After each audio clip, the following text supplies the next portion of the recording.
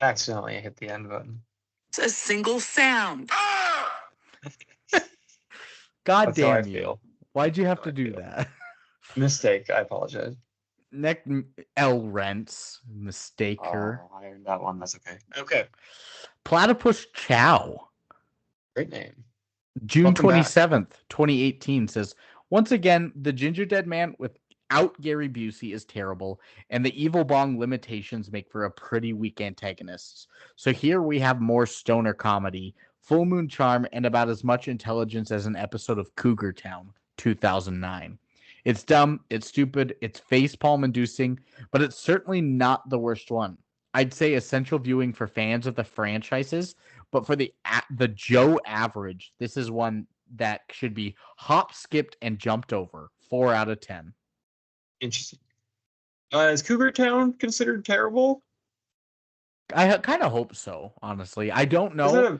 Isn't that a Bill Lawrence show? That's the Courtney Cox one. I don't know. Yeah, I think the Ted Lasso guy did Cougar Town. Really?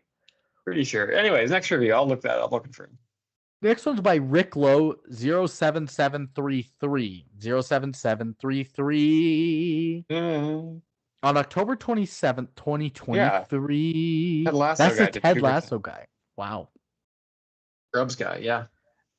He says, this movie changed my life forever. 10 out of 10. Best piece of entertainment since Shakespeare.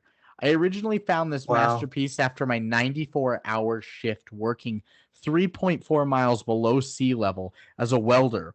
I quit my job immediately after my first watch and haven't stopped watching this immaculate film since. It's been 5 years. Truly amazing. I've watched this masterpiece 21,915 times and am watching for my 21,916th time right now. I have recommended this to everyone I know, and they say it is the best, most emotional, inspiring, and beautiful film they've ever seen. I highly recommend seeing this movie. It has literally changed my life. 10 out of 10. Yeah, pretty manic answer there. Just another crazy guy month. I'm glad we got this guy. Manic okay. March. Next is by Mattress Man PDL on February 27th. Oh, that's today. Welcome back to the show. February 27th, 2014, they say. Wow, that is 10 years ago today. The first thing to ask yourself when thinking about watching a movie titled Gingerdead Man versus Evil Bong is this. Are you able to switch off your brain and embrace some mildly entertaining, low-budget lunacy from the good folks at Full Moon? The titular characters from the Gingerdead Man and Evil Bong series meet in a movie which should, at the very least, satisfy fans of either franchise. The film might service the Evil Bong series slightly more, but there's enough foul-mouthed doughboy Gingerdead Man to go around. It ain't high art, folk, but if you're in the market for something light and stupid from Full Moon, have at her. At least it isn't as awful. At least it isn't as awful as Puppet Master versus Demonic Toys. 5 out of 10. I think that's the thing is we're not exactly adverse to Full Moon's features. We love Doll Man. Yeah, so this is not like only Full Moon guys will love this because we don't. We don't. It's just plain bad. Next one, Evan Clark, 35442. Wow. Welcome back to the show.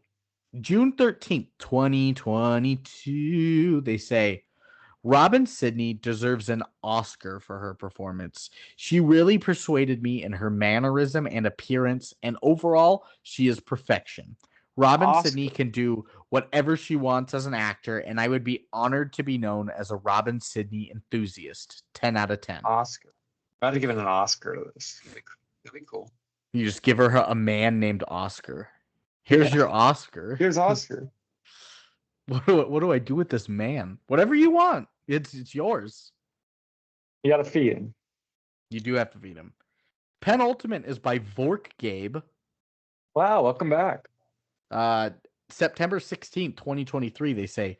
This film had a lot of sex and a lot of nudity. I was not having a fun time watching it.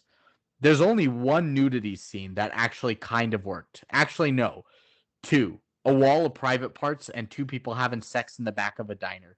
and Evil Bong and the Gingerdead Man weren't really likable. They were cracking jokes every 5 seconds, and it was terrible. Yeah. 5 out of 10. 5 out of 10 after all that. Wow. I know. That was a pretty negative review. Yeah. I guess it's a failing grade, but I like that they think the boob wall worked. Like that was a good choice. Like that was one of the moments that that warranted nudity was the boob wall. Well, that worked cinematically. Fucking idiots. And the last one is by Caleb 19014. Welcome back. Also written on June 13th, 2022. Same one as Evan Clark 35442. Interesting. This one says Robin Sidney really drove forward the plot of this film. 10 out of 10. Did I mention Robin Sidney? Robin Sidney and Evil Bong would be the dream combo. Evil Bong has me with that mouth. Robin Sidney needs a fan club. Robin Sidney, Robin Sidney, Robin Sidney, Robin Sidney, Robin Sidney, Robin Sidney. 10 out of 10. More worried about the Bong with the mouth comment. Me too.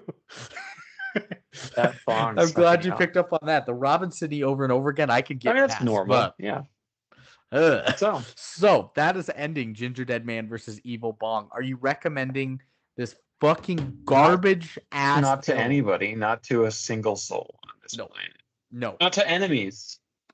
And it's funny because I tell people about this podcast at work all the time, like all of my coworkers. And I'll tell them, you should, even if it's like a schlocky boo movie, like I told them to watch Santa Claus Conquers the Martians. We watched Bigfoot versus D.B. Cooper at work. I told them to watch Cannibal Women and the Avocado Jungle of Death because that was actually kind of good. And I walked in and was like, whatever you do, please do not watch this film. Please, I'm begging you. He'll hate us if you do. Yeah. So imagine showing this to your grandma. Sorry, Grandma. Die. She would die for sure.